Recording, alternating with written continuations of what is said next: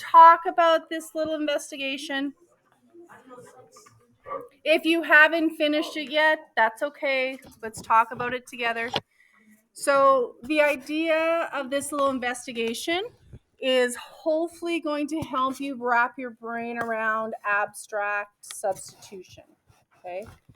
So here it just gives you some diagrams, and it's all about the balance scales. You guys remember doing balance scales in junior high? Okay. And we're using shapes instead of variables. Okay. But are shapes still unknowns? Are they? Could a shape be an X instead of a cube? Yes. So just because we're using shapes, they're still unknowns. We can just say instead of two X's, we're saying, cubes or cones. But hopefully you're making the connection. It's the same idea. Shapes are still unknowns. They could have been variables. Okay. But it's just a nicer visual using shapes. All right.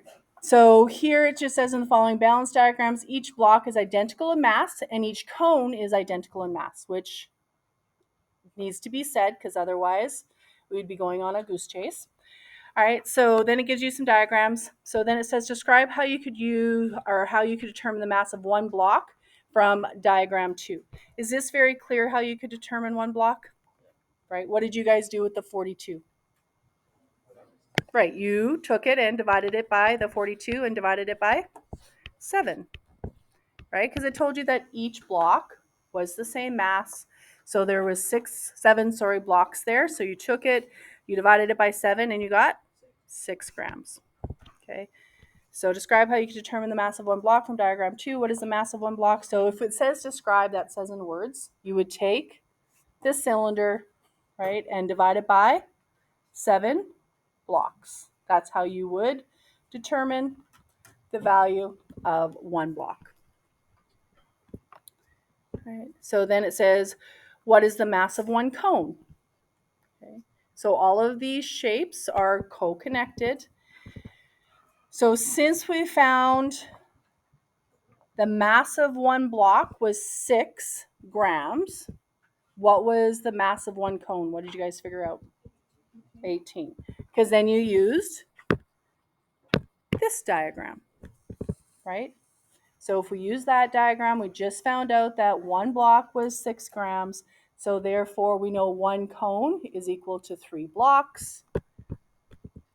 So we should be able to do 3 times 6 to get 18 grams. Right, so we used the second diagram. And again, right now, we're just using process of elimination, some conclusions. Right, so then for 3, it says write an equation for each balance scale in diagram 1.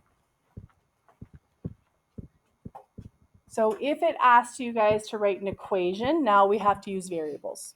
Okay, so what variable do you guys want to have to represent a cone? See? You use whatever you want. If you've done this already, you have your own variable. So I'm going to use C to represent the mass of the cone. And I'm going to use B to represent the mass of the block.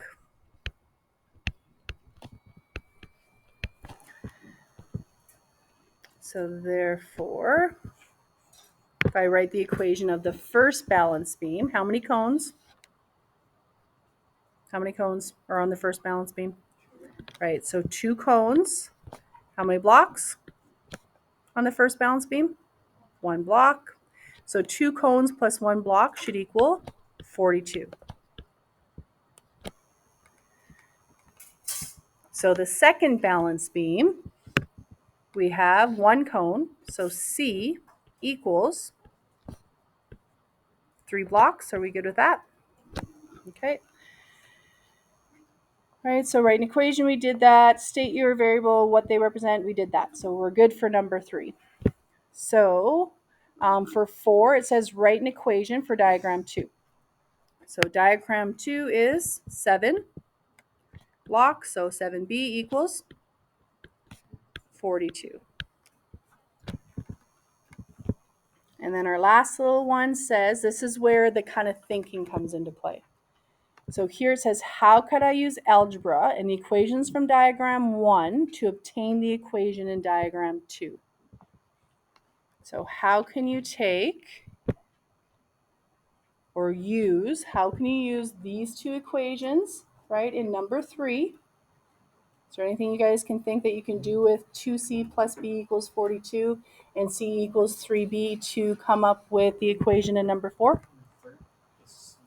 The two C's are two B's. How are you using these equations though? I'm not using this equation at all.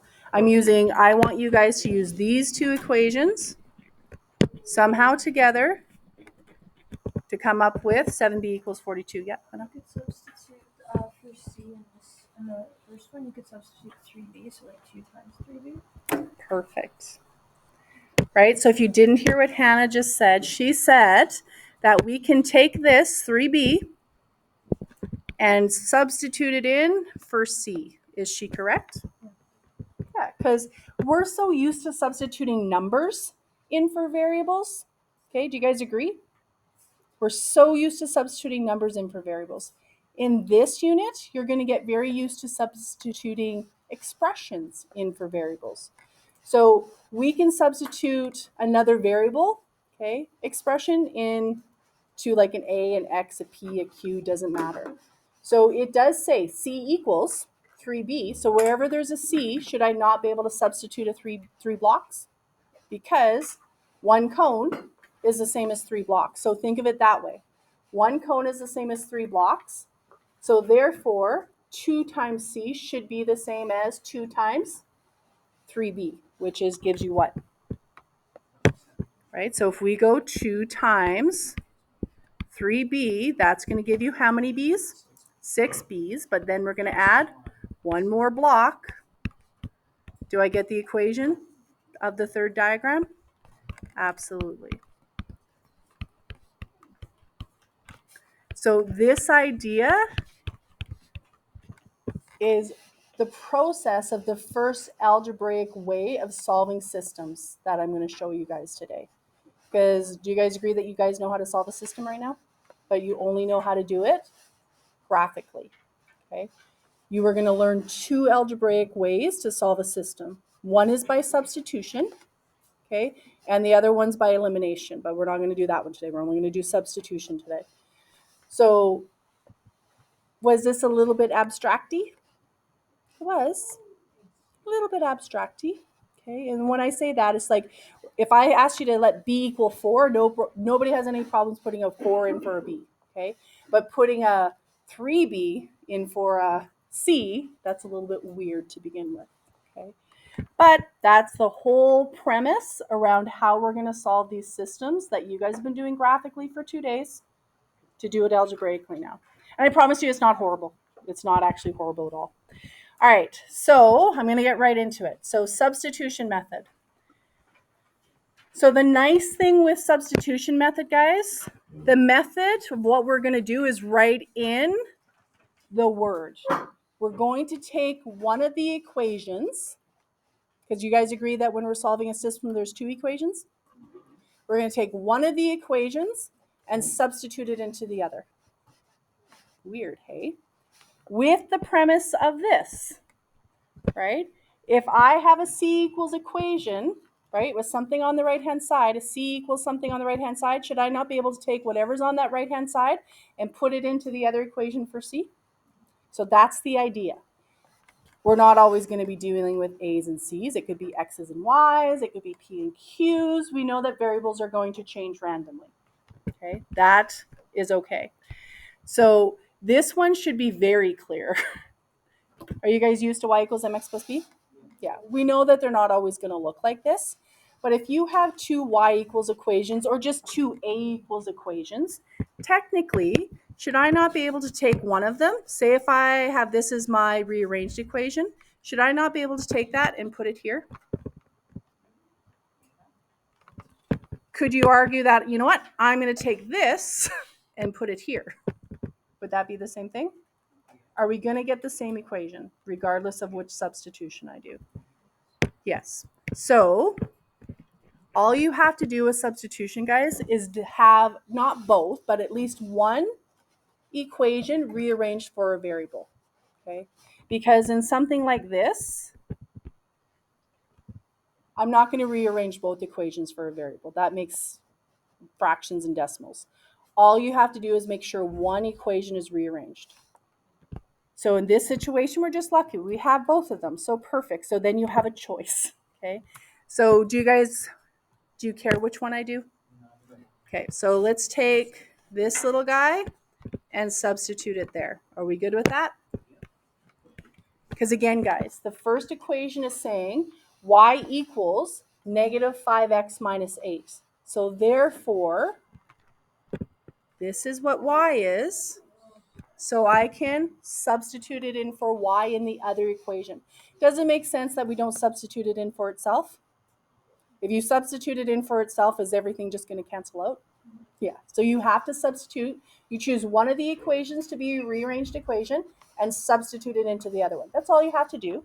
Watch what happens. So if you take that and substitute it into the other one, so y equals negative 5x minus 8. We did that substitution. Does the other side stay exactly as is? Yes. Do we now have an equation in terms of one variable? Yeah. Do you guys know how to solve one variable equations? Yeah. So now you're just using your grade 7, 8, 9 algebra skills.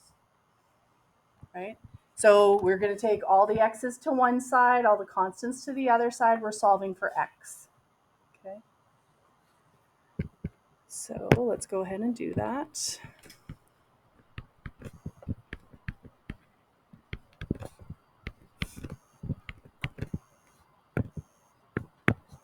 So if you guys move the constants to one side and a x term to the other, you should have negative 9 equals 9x. Or if you took it to the other side, you'll have 9 equals negative x, or negative 9x. Doesn't matter. Are we good with that step? And then what are we doing to both sides? All right, divide both sides by 9. Right. So are we done? Think about what we've been doing for the last 2 days. Are we finished? No. Do we have one part of the ordered pair? Because make the connection, guys. This is the ordered pair that we're creating that we've gotten off our calculator or by graphing it paper pencil, that point of intersection. So we got half of our answer. So, well, we have two equations, guys. Can I just take that, put it back into one of my top equations and solve for y? That's all you got to do, right? They'll be the same. If you take the negative 1 and put it into the top equation for x, and I put negative 1 and put it in the bottom equation for x, remember it's the same point of intersection. So it doesn't matter which one you choose to use. So we're going to solve for y. I'm going to use the bottom equation just because there's no negatives in it, just less room for error. So then y equals 4 times negative 1 plus 1. So it looks like negative 3. So take a look at that.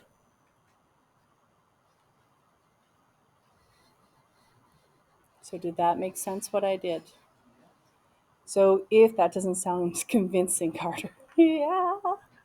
So again, do you guys see if I put it into the top equation, negative 5 times negative 1 would give me positive 5.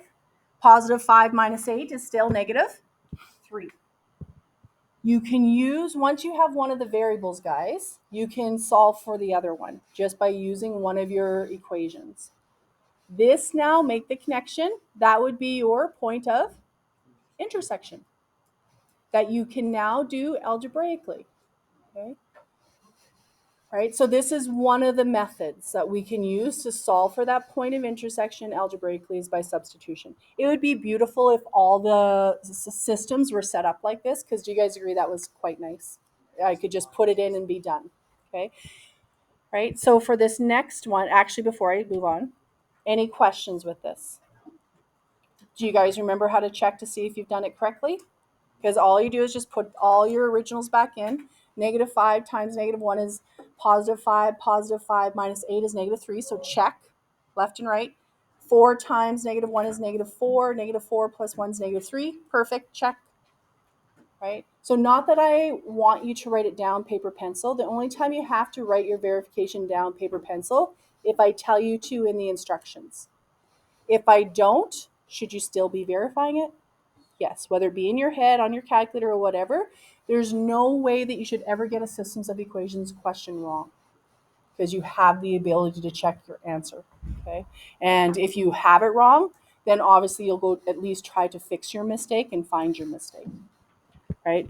So kind of what I'm getting at, you should know if you have it right before you turn it in if it's a quiz. Right? So if you know it's wrong, hopefully you'll get part marks somewhere if you couldn't find your error. All right. So for this one, technically, do I have an equation already rearranged for me? Yeah. So if you have one of the equations, guys, rearranged for a variable, perfect. You're going to take this b plus 7, and where are you going to substitute it? Where is that b plus 7 going to go? In for a.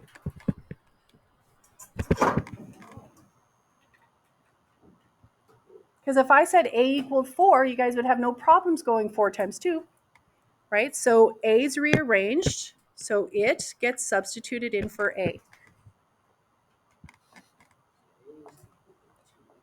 Right? So a equals b plus 7. So I should be able to, wherever there's an a, substitute a b plus 7 in.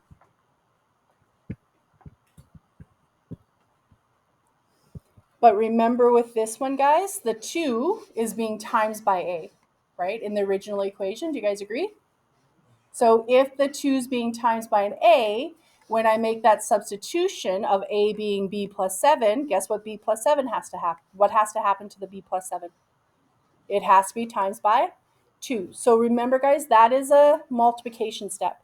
So when you do that substitution, the substitution is going to look like 2 times a, which is now b plus 7.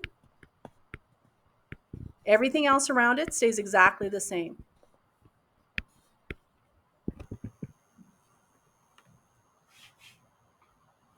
How's that sitting? We good? So now back to your algebra skills. So we need to get rid of that bracket. So the 2 is going to have to be multiplied by the b plus 7.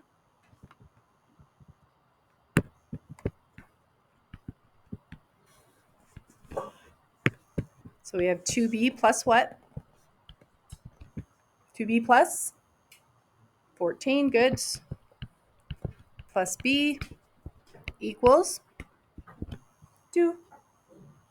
And then now you collect your like terms, take your coefficient, like your b terms, leave them on one side, take your constants to the other. So 3b minus equals minus 12. And then we'll divide both sides by 3.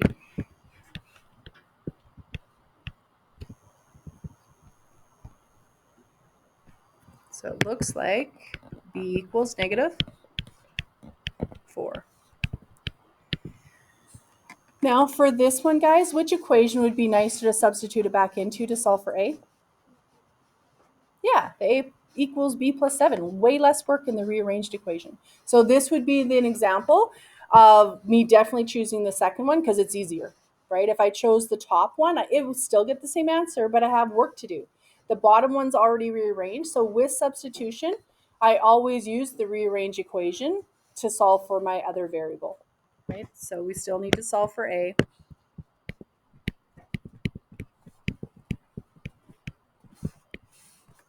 Right, so I'm going to grab my a equals b plus 7 equation. That's what I'm going to use.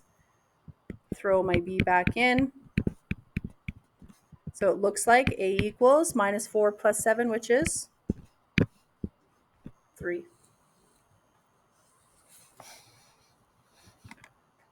And quickly, guys, do your mental math. Did we solve it right? So all I'm asking you to is take those numbers, put it back into the originals, always the originals, and see if my left-hand side balances my right-hand side.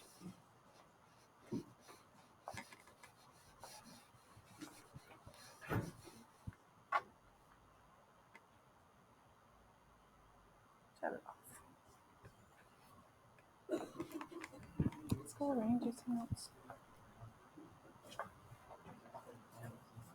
Okay. All right, so are we good? Did they both work? Okay.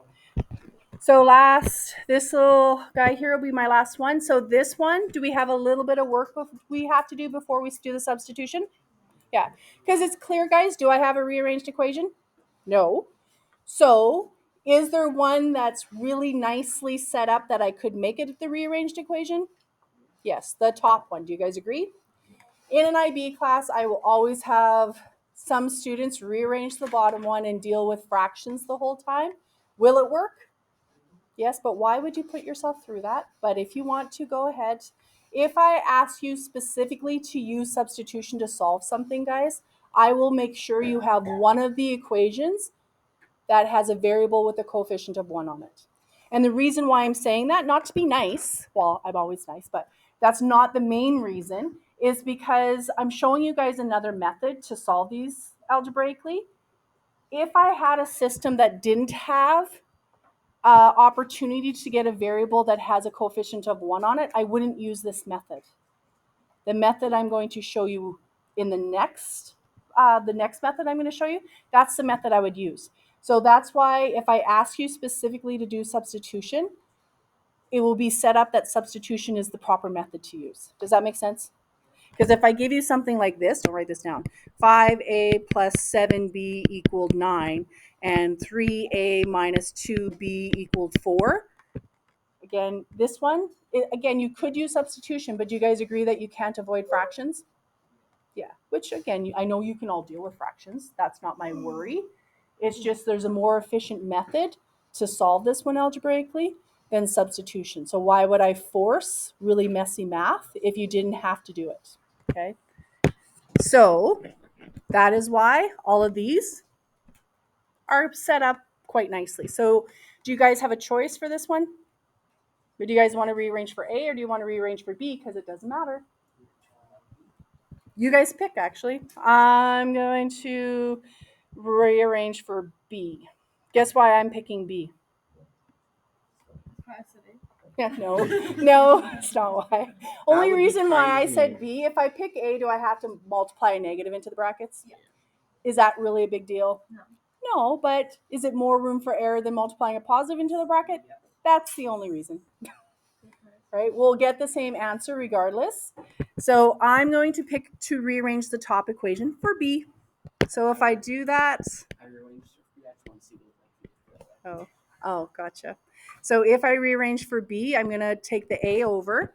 So the A is going to become negative. So do you guys agree that B is going to equal 9 minus A or minus A plus 9, either way? So therefore, this now gets substituted in for B. That's my substitution. So now the equation I have is 6 times 9 minus A minus 10A equals, whoopsie, 6. And then now we can get rid of the brackets. So 54 minus 6A minus 10A equals 6 minus 16A. I'm going to get rid of the 54.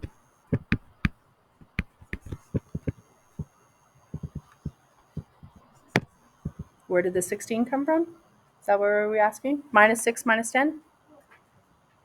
So I'm putting these two together, right? So minus 6 degrees outside, it gets 10 degrees colder at minus 16A. And then we have 6 minus 54, which would be what, 48, minus 48. So then we're going to divide both sides by negative 16. So yeah, 2 negatives make a positive, 3, 48, yep, 3. So then I can use my rearranged equation to solve for my other variable. That's what I'll use. I'll just make sure that when I check, I always put it back into the originals. Okay. So even though I'm using my rearranged equations to solve for B, that's okay. because it's going to make my life easier. So I'm going to go 9 minus 3, which is 6. So then let's double check. So again, I don't need to see this, but this is kind of what you should be doing in your head. This is what your brain should be doing. You should be going 3 plus 6. Does the top one balance? Does 3 plus 6 equal 9? Yep. And then you would go 6 times 6 minus 10 times 3, not 1 times 3.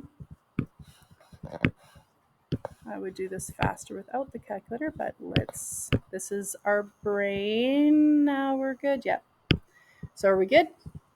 So that's what I mean by checking, guys. Again, not that you have to do it on your calculator, because these numbers typically you'll be probably faster in your head doing it, but that's what you need to do. Check the original, the left hand equals the right hand. If it doesn't, then one of your numbers is wrong, at least one of them, and then you can go back and check your algebra to see where you've made the mistake. Okay? Then use your calculator. Yeah, absolutely. No, it's not a bad thing to use a calculator, because then for sure you're not going to make a small error. Well, I make more errors on the calculator because of the typing silliness. All right, so you guys go ahead, do this one. I'll do it as well, and then look up when you're done, and we'll confirm that we're good. And then when you're finished this, guys, do day 1 of substitution in your assignment booklet. I'm not judging. I'm just saying there's a lot. On my desktop, I Have you know. ever seen a teacher with a nice desktop? Yes. That's because my mom cleans it up every 2 months. Yeah, my mom. Otherwise, my mom's has a nice desktop too. A nice desktop. Okay, guys, finish your turn. For your gloves.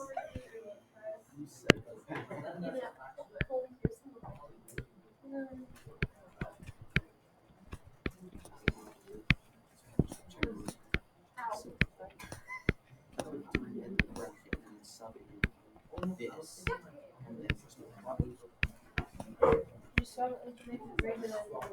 So like you, Larry? Yeah, like you.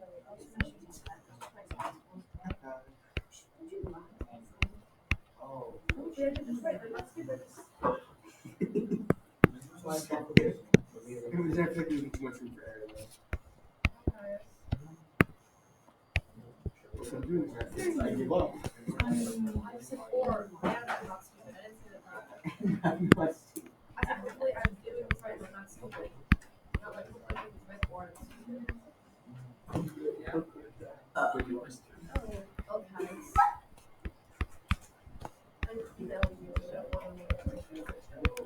Oh. I wish I did. And I did 0. I thought 20 is maybe 20 days.